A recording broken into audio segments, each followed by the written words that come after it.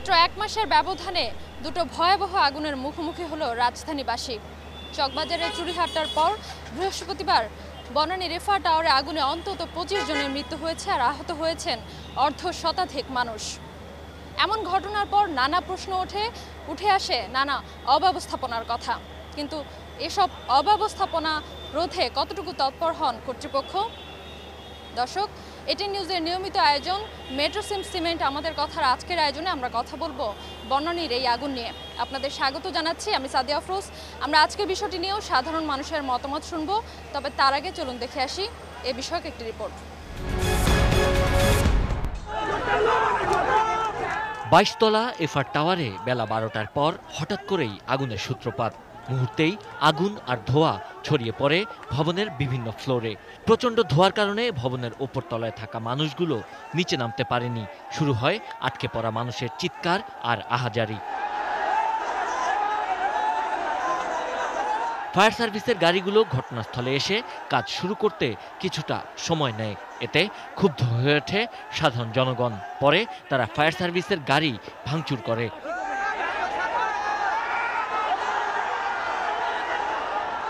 কিছুটা দেরিতে হলেও কাজ শুরু করে ফায়ার সার্ভিস, কিন্তু ততক্ষণে আগুন আরও ছড়িয়ে পড়ে আর আটকে পড়া মানুষ আতঙ্কগ্রস্ত হয়ে বাঁচার চেষ্টায় লাফিয়ে পড়েন ভবন থেকে। কেউ কেউ আশ্রয় নেন ভবনের ছাদে, ভবনের বাইরে থাকা এসির ওপর। অনেকেই জীবনের ঝুঁকি নিয়ে কোনোভাবে নিচে নেমে এসেছেন। উদ্ধার কাজ চলার সময় পা ভেঙে যায় এক ফায়ার কর্মীর। ভবনের সামনে থাকা সাধারণ মানুষের প্রার্থনা যেন যে কোনো মূল্যে বেঁচে যায় আটকে পড়া মানুষগুলো। যাদের স্বজনরা আটকা পড়েছেন তারাও নিচে আহাজারি করছিলেন। পরে একে একে ফায়ার সার্ভিসের বেশ কয়েকটি ল্যাডার দিয়ে আটকে পড়া অন্তত অর্ধশত মানুষকে নামিয়ে আনা হয়। এ যেন মৃত্যুকে একেবারে কাছ থেকে দেখা। উদ্ধার কাজে যোগ দেয় সেনা, নৌ ও বিমান বাহিনীর সদস্যরা। আকাশ থেকে পানি ছিটিয়ে ও আটকে পড়াদের উদ্ধারে কাজ করেছে নৌবাহিনী ও সেনাবাহিনীর হেলিকপ্টার। উদ্ধার কাজের যে কোনো সফলতাকেই উৎসাহ দিচ্ছিল উৎসুক জনতা। তবে কারিগরি কারণে ভবনের সর্বোচ্চ তলায় যেতে পারেনি ফায়ার সার্ভিসের ল্যাডার। উদ্ধার কাজ শুরু করতে কেন এত দেরি তা জানাচ্ছিলেন ফায়ার সার্ভিসের কর্মকর্তা। এটা ডিজিটালাইজড, এটা একটু সময় লাগে। এই মানে গাড়িগুলো কিন্তু সেট করতেও কিন্তু কিছুক্ষণ সময় লাগে। এখানে কিন্তু একটা বিল্ডিং আরেকটা বিল্ডিং এর পাশাপাশি খুব মানে কোনো কাছে আছে। মোটামুটি আমরা যদি আগুন নির্বাপন করতে না পারতাম পুরা গুলশান চলে যেত। সন্ধ্যায় আগুন নিয়ন্ত্রণে আসলে ভবনের ভেতর থেকে বেরিয়ে আসতে থাকে একের পর এক মৃতদেহ। রাতে ঘটনাস্থল পরিদর্শন করেন আওয়ামী লীগের ভারপ্রাপ্ত সাধারণ সম্পাদক মাহবুবুল্লাহ আলম হানিফ। এ সময় তার সঙ্গে ছিলেন ঢাকা উত্তরের মেয়র আতিকুল ইসলাম। এ সময় হানিফ বলেন, ভবনের ভেতরে আর কেউ নেই। 22 তলা পর্যন্ত প্রত্যেকটা ফ্লোর চেক করে তারা দেখেই তারপরে নেমেছেন ওর ভিতরে কোনো মানুষ নেই, এটা আপনাকে নিশ্চিত করতে পারি। ফায়ার সেফটি কোড অনুযায়ী তাদের নকশা দাখিল করতে হবে। যারা নকশা দাখিল করতে ব্যর্থ হবে, আমি কিন্তু বলে দিচ্ছি সবাইকে, আমি নগরের দায়িত্ব হিসাবে, নগরের মেয়র হিসাবে জিরো টলারেন্স প্রত্যেকটি বিল্ডিংয়ের জন্য। একাধিকবার সতর্ক করার পরও তাতে কর্ণপাত করেননি ভবন মালিক। তারপর 22 তলা এই এফআর টাওয়ারে আগুন এবং কিছু নিরীহ মানুষের প্রাণহানি। তাই প্রশ্ন উঠতেই পারে, এটি নিছক দুর্ঘটনা নাকি হত্যাকাণ্ড। Sabbir Ahmed, ATN news, Dhaka. এতক্ষণ রিপোর্টটি দেখলেন, এবার চলুন জেনে নেই এ বিষয়ে কি বলছেন সাধারণ মানুষ। বাংলাদেশে তো বড় বড় ঘটনা হচ্ছে, একের পর এক হচ্ছে। এগুলোর প্রতি মানে ওইভাবে যেভাবে বিভিন্ন রাষ্ট্রে যেভাবে সুবিধাগুলো অনেক ঘটনা থেকে যেভাবে উদ্ধার কাজ করতে পারে সরকারের পক্ষ থেকে, কিন্তু আমাদের দেশে ওই রকম কোনো সুযোগ সুবিধা এখনও হচ্ছে না। একজন 22 তলা থেকে লাফ দিয়ে পড়ছেন। এই যে এত বড় একটা মানে মানে মৃত্যুর পথে এভাবে ঝুঁকে পড়লো, এই মৃত্যু থেকে বাঁচার জন্য যদি আজকে যদি সে নিচে পড়ছে, যদি এরকম কোনো ব্যবস্থা থাকতো, নেট কিংবা ফোম এরকম কিছু ব্যবস্থা থাকতো, তাহলে হয়তো বা উনি রক্ষা পেতেন। যদি একটা নেটকে কমপক্ষে 4 তলা 5 তলা পর্যন্ত ছড়িয়ে দিত চারপাশে দিয়া, যারা মানে জীবনের ঝুঁকি তো সবাই নিতেছে, লাভ দিতেছে, লাভ দিয়ে অন্তত তারা মাটিতে পড়তো না, জালে পড়লে হাত পা ভাঙতো, মানুষটা জীবনটা রক্ষা পাইতো, কিন্তু সে মরতো না। এটা সবার প্রাণের দাবি যে নেট দেওয়া হলো না কেন, কিন্তু এই প্রশ্ন উত্তরটা কেউ দেয় না। এরা বিল্ডিং করে রাখছে, রাজুকের অনুমতি যতটুকু পেয়েছে তার অনুমতি ছাড়া, যেমন বিল্ডিংয়ে যতটুকু করা উচিত ছিল সেটা করেনি। তাছাড়া তাদের আউটসাইডে সিঁড়ির ব্যবস্থা করলে অনেক মানুষ হয়তো হতাহত থেকে বেঁচে থাকতে পারতো। তারের যে পরিস্থিতি, তারের মধ্যে যদি পাইপ লাগাই দিত, যদি সেফটি যেমন আর কি ফায়ার ফাইটার যেটা অ্যাকোড এয়ারলাইন্স থেকে যে জিনিসটা আসছে আর কি, ওই যদি পাইপ লাগাই দিত তাহলে আগুনটা হয়তো বা ছড়াইতে পারতো না। বা বাস্টে আমাদের গার্মেন্টস আগুন লাগছিল কিছুদিন আগে, আমাদের বিদেশ থেকে একটা পাইপ দিছে, ওই পাইপটা মানে আগুন লাগার পরে ওই পাইপটার সাথে লাগার পর আগুনটা নিভে গেছে। আর আগুন কারেন্টের আগুন তো এমনি হঠাৎ করে সারা জায়গায় ছড়াই যায়।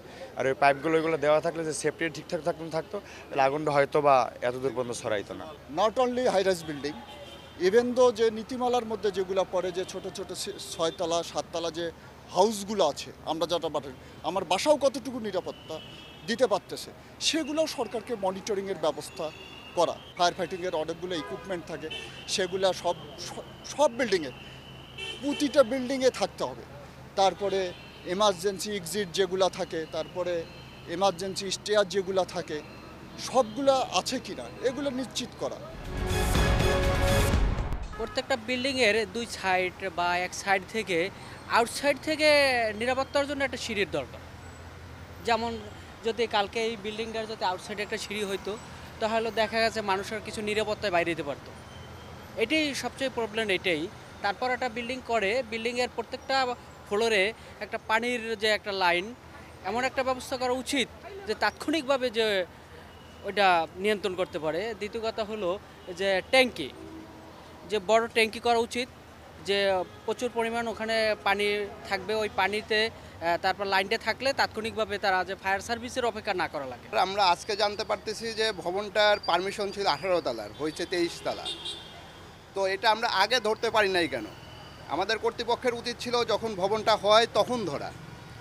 আবার ভবন যখন আগুন লাগার পরে এখন শুনছি যে কাগজপত্র চাওয়া হবে, এটা তো রেগুলার প্রসেস হওয়ার কথা গভর্নমেন্টের।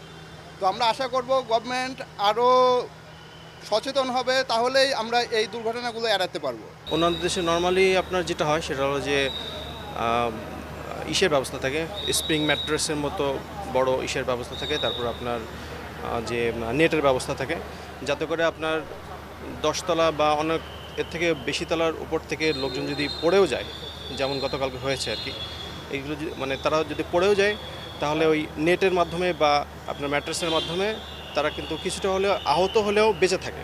কিন্তু গতকালকে যেটা হয়েছে, গতকালকে ফরেনার সহ অনেকে মারা গেছে, যেটা খুবই দুঃখজনক।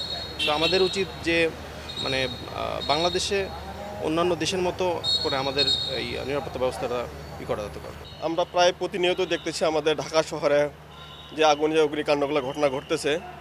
আমি মনে করি যে আমাদের যে সরকারে যারা দায়িত্বশীল, বিশেষ করে রাজীব, যারা আমাদের দুর্যোগ ব্যবস্থাপনা যারা নিয়োজিত থাকে, বিশেষ করে এই যে ধরনের যে ঘিঞ্জি জায়গাগুলোতে যেভাবে আমাদের বিল্ডিংগুলো নির্মাণ করতেছে, যে বিল্ডিং নির্মাণের ক্ষেত্রে যেন আমাদের বাংলাদেশ যে বিল্ডিং যে কোড, এই কোড জন্য মেনে অনুসরণ করে যে নির্ধারণ স্পেস, যে অগ্নি নির্বাপন ব্যবস্থাগুলো যেন ব্যবস্থা থাকে, এবং বিকল্প যে রাস্তাগুলো হওয়ার কথা সেই রাস্তা যদি আমরা ইনশিওর করতে পারলে তাহলে আমাদের যে আমাদের মিনিমাম যে আমাদের মানুষের যে জানমাল যে রক্ষা করতে পারে দুর্ঘটনার সময়। যাতে এমন ভয়াবহ অভিজ্ঞতার মুখোমুখি আর না হতে হয় এবং এমনভাবে আর প্রাণহানি না ঘটে, সেজন্য সরকারের পাশাপাশি সব পক্ষকে সমানভাবে সচেতন হওয়ার পাশাপাশি দ্রুত জোরালো পদক্ষেপ নেওয়ার আহ্বান জানিয়েছেন সাধারণ মানুষ। দর্শক, এই ছিল আমাদের কথার আজকের আয়োজন। আগামীকাল একই সময় এটিএন নিউজ আপনাদের সামনে হাজির হবে নতুন কোনো বিষয় নিয়ে। সে পর্যন্ত বিদায় নিচ্ছি আমি সাদিয়া আফরোজ। আপনারা ভালো থাকুন, সুস্থ থাকুন আর থাকুন এটিএন নিউজের সাথে।